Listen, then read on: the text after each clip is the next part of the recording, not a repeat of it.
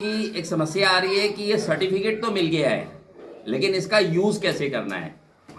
मैं आपको बताना चाहता हूं कि ये सर्टिफिकेट रामबाण का काम करेगा, बशर्ते इसको सही तरीके से यूज करना आना चाहिए आप लोगों को। जैसे कुछ साथी यहाँ आए हुए हैं, पर्सनल लोन है।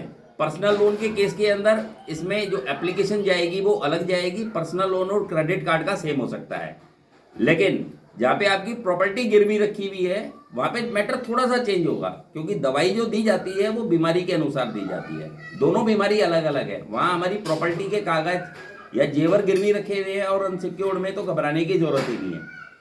सबसे पहले तो यही कहूंगा कि अगर पैसा है तो दे दीजिए, और जो मरा हुआ सांप गले में डाल रखा है, जैसे पर्सनल लोन हो गया आपका या क्रेडिट कार्ड का लोन हो गया, उसको मैं मरा हुआ सांप बोलता हूं कि मरा हुआ सांप काटेगा नहीं।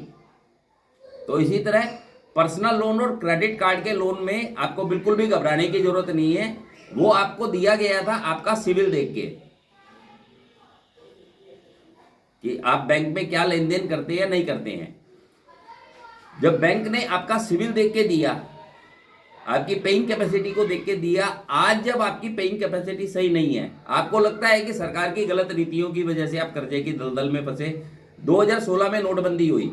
नोटबंदी के बाद अगर आपको लगता है कि आपका व्यापार नहीं रहा, काम धंधा नहीं रहा, या नौकरी छूट गई है, या 2018 में जीएसटी इंप्लीमेंट हुआ, या 2020 में जो कोरोना आया उसे लाखों करोड़ों लोग बेरोजगार हुए हैं, चाहे उनकी नौकरी छूटी है। और ये तो सरकारी आंकड़ा है कि लगभग 2 करोड़ के आसपास व्यक्तियों ने कोरोना के बाद में रिटर्न नहीं भरी है जीएसटी की।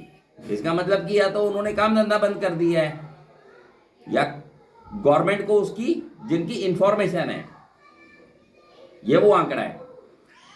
तो इस कंडीशन में आपको करना क्या है कि एक एप्लीकेशन लिखनी है उस बैंक या एनबीएफसी कंपनी के नाम, उसमें रहेगा टू द मैनेजर, उस बैंक का नाम रहेगा, एनबीएफसी कंपनी का नाम रहेगा, और साथ में आप लिखेंगे कि मेरा नाम, सपोज करो क्या नाम है आपका, पंकज शर्मा। मेरा नाम पंकज शर्मा है, सन ऑफ करके पिताजी का नाम रहेगा, एड्रेस रहेगा।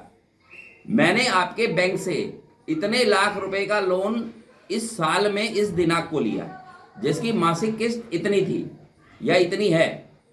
अगर अकाउंट एनपीए में चल रहा है आपका, 1 महीना हो गया, 2 महीना हो गया, 3 महीना हो गया, 6 महीना हो गया, साल भर हो गया, आपने किस्त नहीं दी है, तो आप उसमें इस चीज को मेंशन करेंगे कि पिछले 6 महीने से सपोज मैंने आपकी किस्त नहीं भरी है, मेरी भरने की इंटेंशन है, लेकिन कमाई का कोई साधन नहीं है।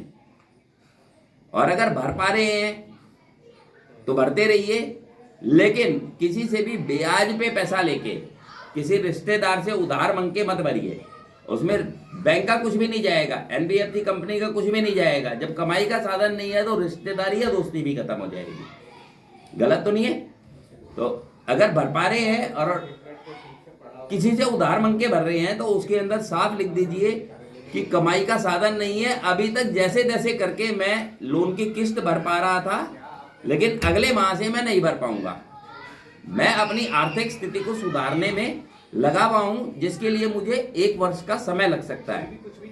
जब तक मेरी आर्थिक स्थिति ठीक नहीं हो जाती है, मुझे 1 साल का मॉरेटोरियम पीरियड दिया जाए, इंटरेस्ट फ्री, ब्याज रहित। इतना कर लेंगे। उसके बाद में लिखना है कि आज की डेट में व्यापार 10% भी नहीं है। व्यापार करते हैं तो, अगर नौकरी करते थे, नौकरी नहीं है, तो आप बता सकते हैं कि अभी नौकरी नहीं रही है, नौकरी ढूंढने का प्रयास कर रहा हूं। जितना पे पहले नौकरी करते थे, आज लॉकडाउन के बाद में हो सकता है पहले 50,000 पे नौकरी करते थे, अभी 30,000 ही मिल पा रहे हो, तो उसमें उस चीज को भी मेंशन कर देना कि परिवार का खर्चा बड़ी मुश्किल से चल रहा है। बैंक की या आपकी एनबीएफसी कंपनी की ऋण अदायगी के लिए मुझे 1 वर्ष का समय चाहिए। मैं कर्जमुक्त भारत अभियान से जुड़ा हुआ हूं। मेरी फाइल प्रधानमंत्री कार्यालय गई हुई है। कर्जमुक्त भारत अभियान की तरफ से मुझे एक सर्टिफिकेट दिया गया है जिसमें मेरा फाइल नंबर मेंशन है। जब तक भारत सरकार से जवाब नहीं आ जाता है, मुझे 1 वर्ष का समय चाहिए। सबसे आखिरी में लिखेंगे कि अगर बैंक से लिया है या एनबीएफसी कंपनी से लिया है तो लिख देंगे या आपकी कंपनी। अगर बैंक या आपकी कंपनी अगले 7 दिन के अंदर मुझे मेरे आवेदन का जवाब नहीं देता है तो मैं ये मान लूंगा कि मुझे 1 वर्ष का समय दे दिया गया है। ठीक है, इसको बैंक के एनबीएफसी कंपनी में लेके जाना है। 2 लेटर को जो सर्टिफिकेट आपको दिया है उसकी फोटोकॉपी करा लेना कलर्ड। 2 एप्लीकेशन, एक मैनेजर को देना है, दूसरे पे स्टैंप लगवानी है ठप्पा। बिना स्टैंप के मत आना। अगर स्टैंप लगा के नहीं दे तो बैंक में देने की जरूरत नहीं है आप लोगों को। वो एप्लीकेशन को लेके बैंक का एड्रेस होगा या आपकी एनबीएफसी कंपनी का एड्रेस होगा आप लोगों के पास में, तो उस पर रजिस्टर्ड स्पीड पोस्ट कर दीजिएगा आप भारतीय डाक विभाग से, और बैंक का ईमेल आईडी ले लेना उस एनबीएफसी कंपनी का। जो दूसरी एप्लीकेशन आपके पास बची है उसकी फोटो खींच लेना, और जो सर्टिफिकेट आपको दिया है उस सर्टिफिकेट की भी फोटो खींच के उस मेल आईडी पे मेल कर देना। फिलहाल इतना काम करना है। कोई भी बैंक के रिकवरी एजेंट का फोन आता है तो उससे 3 सवाल पूछने हैं आपने। आरबीआई भी कहता है कि अपने अधिकारों के प्रति जागरूक रहिए। कोई भी बैंक के रिकवरी एजेंट को गुंडागर्दी, गाली गलौज, बदतमीजी करने का अधिकार नहीं है। जब भी कोई व्यक्ति का फोन आपके पास आए और बोले मैं बैंक से बोल रहा हूं या रिकवरी से बोल रहा हूं, तो आपने क्या पूछना है कि सबसे पहले आप मुझे DRA का लाइसेंस दिखाएं, डेप्ट रिकवरी एजेंट का लाइसेंस दिखाएं। उसके बाद आपकी एक 100 दिन की ट्रेनिंग हुई है उसका सर्टिफिकेट भी चाहिए, व्हाट्सएप कर दीजिए। और तीसरा, जिस बैंक से मैंने लोन लिया है उसने एक जॉब कार्ड दिया होगा, अथॉरिटी लेटर आपको मेरे से उगाही के लिए, उसकी फोटोकॉपी भी भेज दीजिए, ताकि मुझे पता लग सके कि मैं सही व्यक्ति से ही बात कर रहा हूं, किसी गुंडे मवाली से नहीं कर रहा हूं। अगर 1000 फोन आपके पास आ रहे हैं तो 1000 में 1000 के 1000 फ्रॉड है। जब आप लगातार 3 महीने तक नहीं देते हैं तो बैंक ये मान के चलता है कि पैसा नहीं आएगा, तो वो आपके लोन अकाउंट को, जो उस एरिया के बदमाश होते हैं उनको सेल आउट कर देता है, बेच देता है 10% पे, 15% पे। और फिर वो आपको ऑफर देते हैं कि हम 50% पे आपका सेटल करा देंगे, 60 पे करा देंगे, 70 पे करा देंगे, 40 पे करा देंगे।